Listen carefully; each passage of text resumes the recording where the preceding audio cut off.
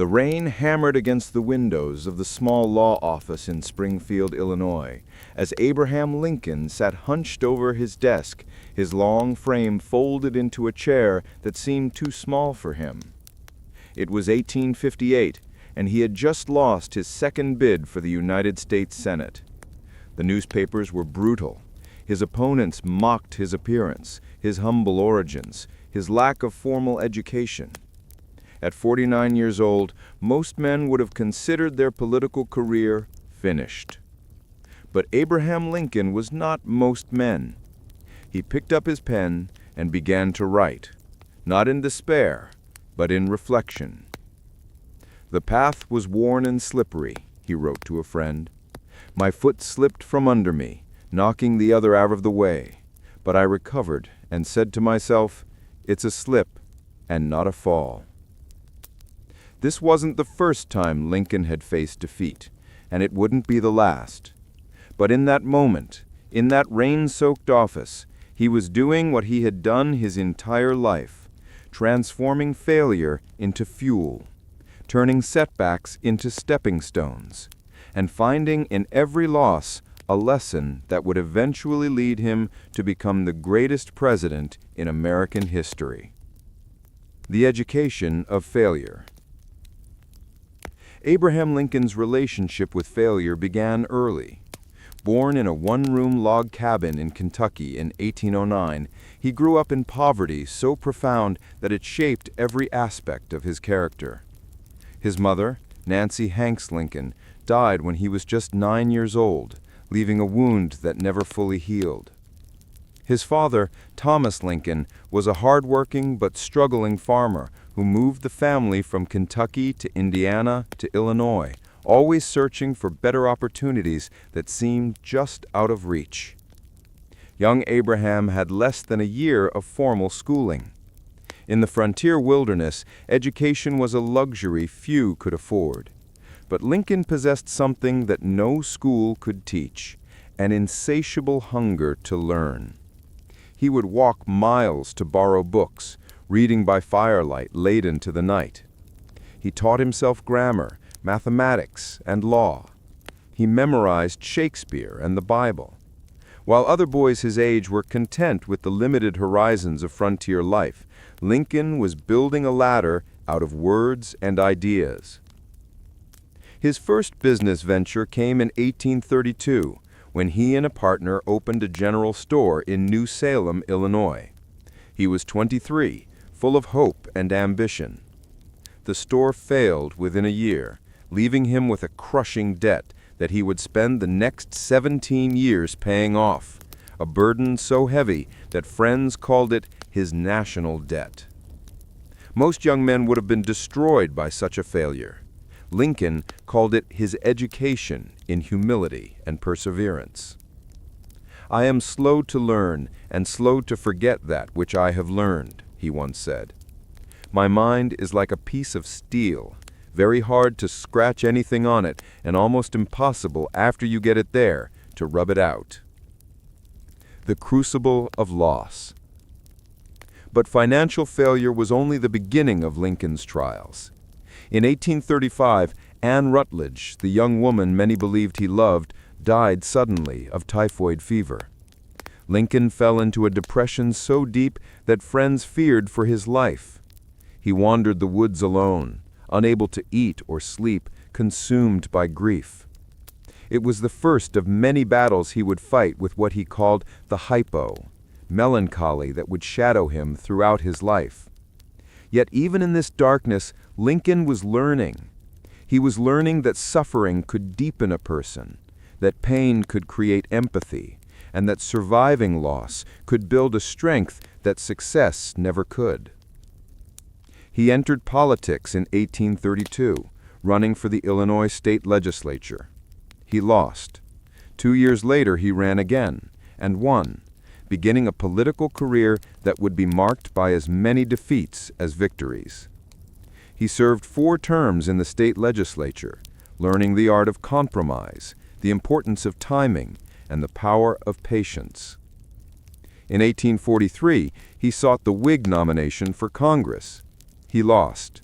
3 years later, he tried again, and won, serving a single term in the U.S. House of Representatives. But his opposition to the Mexican-American War made him unpopular back home, and he chose not to run for re-election. At 40 years old, his political career seemed over. He returned to Springfield to practice law, seemingly resigned to a life of modest achievement. The Acre-ing. For 5 years, Lincoln focused on his law practice, becoming one of the most respected attorneys in Illinois. He rode the circuit, traveling from town to town, sleeping in rough taverns, arguing cases in frontier courtrooms. He defended the poor and the powerful alike, developing a reputation for honesty so profound that clients called him Honest Abe. He could have been content with this life, a successful lawyer, a respected member of his community, a man who had risen far above his humble origins. But in 1854, everything changed. The Kansas-Nebraska Act, which allowed new territories to decide for themselves whether to permit slavery, ignited something in Lincoln that had been smoldering for years. Slavery, the great moral crisis of his age, could no longer be ignored or compromised away. At 45 years old, Abraham Lincoln found his purpose. I was losing interest in politics when the repeal of the Missouri Compromise aroused me again. This was the understatement of the century. Lincoln didn't just return to politics, he was reborn into it, animated by a moral conviction that would define the rest of his life. He challenged Stephen Douglas for the Senate in 1858, engaging in a series of 7 debates that would become legendary in American history. Lincoln argued that slavery was morally wrong, that it contradicted the founding principles of the nation, and that it could not be allowed to spread. Douglas, a skilled debater and the incumbent senator, argued for popular sovereignty and painted Lincoln as a radical. The debates drew thousands of spectators. Newspapers across the country covered them. Lincoln's eloquence, his logic, his moral clarity, all the skills he had developed through decades of reading, thinking, and practicing law were on full display. He lost the election, but he won something far more valuable, a national reputation. The impossible victory. In 1850, the Republican Party needed a candidate for president. The frontrunners were William Seward of New York, a brilliant statesman and orator, and Salmon Chase of Ohio, a fierce abolitionist. Lincoln was considered a long shot, a country lawyer from Illinois with no executive experience who had lost more elections than he had won. But Lincoln had something his rivals lacked. He had failed so many times that he had learned how to turn weakness into strength. His lack of a long political record meant he had fewer enemies. His humble origins made him relatable to common people. His moderate position on slavery, opposed to its expansion but not calling for immediate abolition, made him acceptable to a broader coalition. And his defeats had taught him patience, timing, and the art of letting others underestimate him.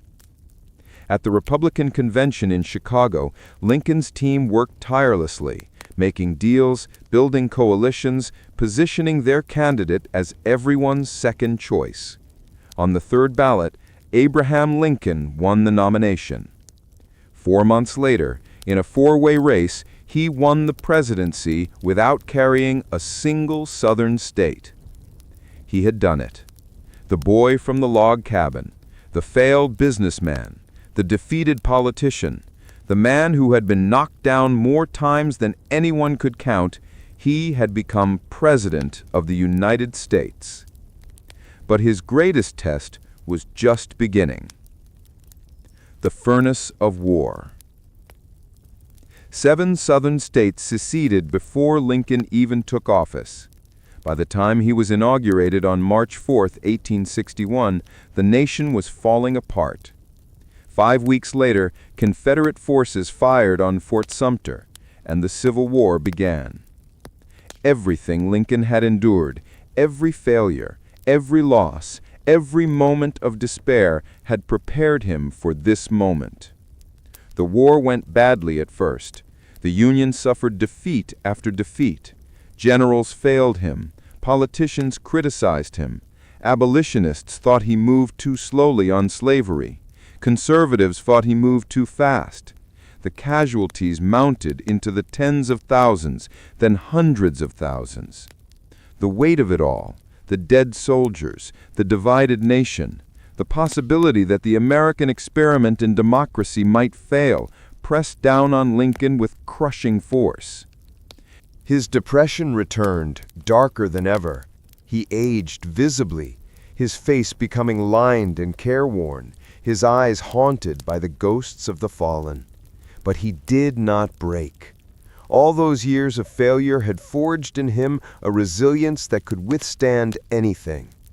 He had learned that setbacks were not endings, but beginnings, that defeat was not permanent, but temporary, and that the only true failure was giving up.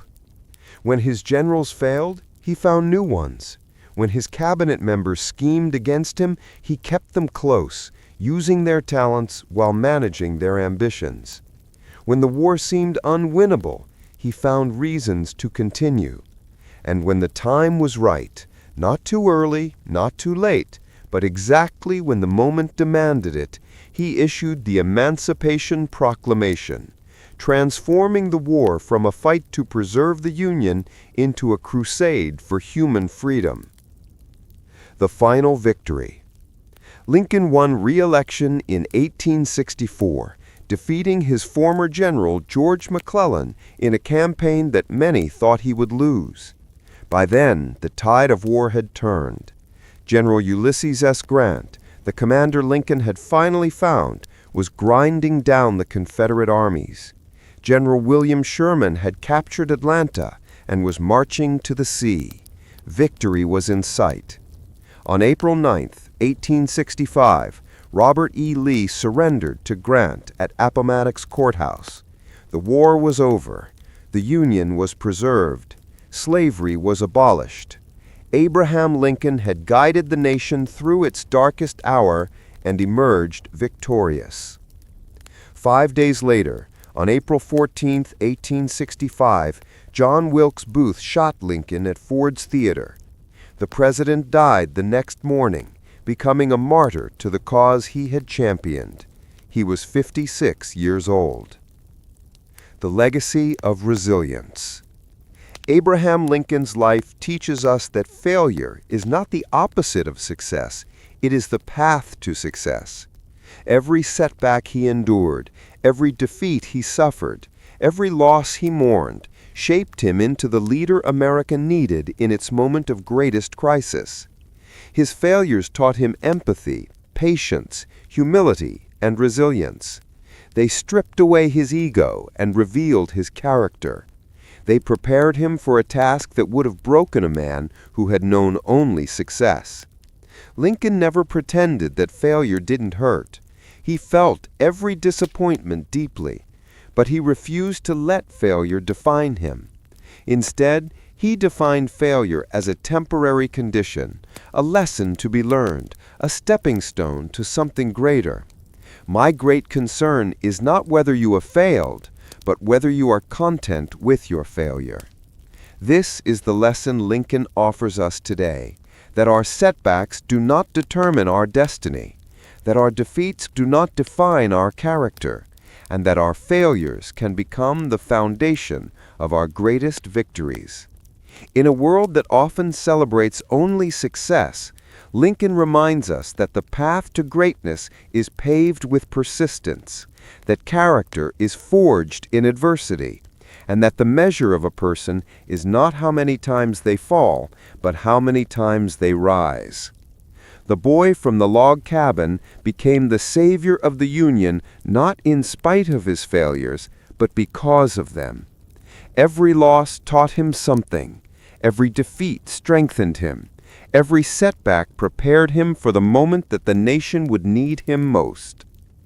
Abraham Lincoln's life is proof that failure is not fatal, that resilience is more powerful than talent, and that purpose can transform even the most broken path into a road to greatness. His story calls us to embrace our own failures, to learn from our defeats, and to trust that every setback is preparing us for a victory we cannot yet imagine. In the end, Lincoln's greatest victory was not preserving the Union or freeing the slaves, as monumental as those achievements were. His greatest victory was proving that an ordinary person, armed with nothing but resilience and purpose, can overcome any obstacle and achieve the extraordinary. That is a lesson that will never grow old, a truth that will never lose its power, and a legacy that will inspire generations yet unborn.